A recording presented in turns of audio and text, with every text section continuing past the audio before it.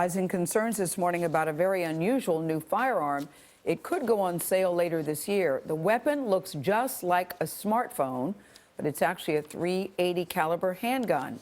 The design is drawing attention from law enforcement and the lawmakers like Senator Charles Schumer. Josh Elliott of our digital network CBSN is here with the controversy.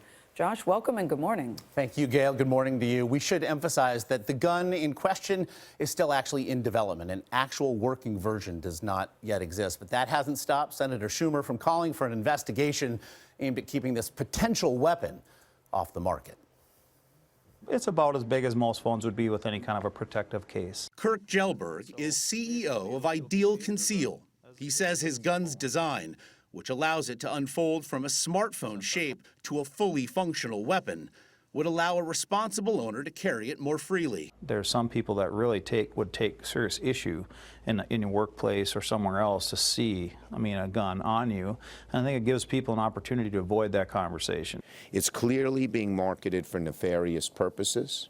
But on Monday, New York Senator and gun control advocate Charles Schumer called on the Department of Justice and the Bureau of Alcohol, Tobacco, Firearms, and Explosives to investigate whether this gun would violate federal law. There are two federal laws that might be applicable. A gun can't be disguised like a pen or something else. The other says that if a gun can't be detected as a gun, as it goes through security, like at an airport, both can be made illegal. Jelberg responded in a statement to CBS this morning, saying, "I encourage Senator Schumer's investigation, as it will reveal that Ideal Conceal will fall firmly in line with ATF guidelines and is therefore legal." Matthew Horace is a former ATF special agent and says this new invention could have disastrous consequences. If law enforcement comes in touch with someone that has this and mistakes a phone for a gun or a gun for a phone, the results could be tragic. The company says the new firearm will be available for purchase by the middle of this year for $395. The Second Amendment says you have a right to bear arms. The Second Amendment doesn't say you have a right to bear a gun that's disguised as an iPhone.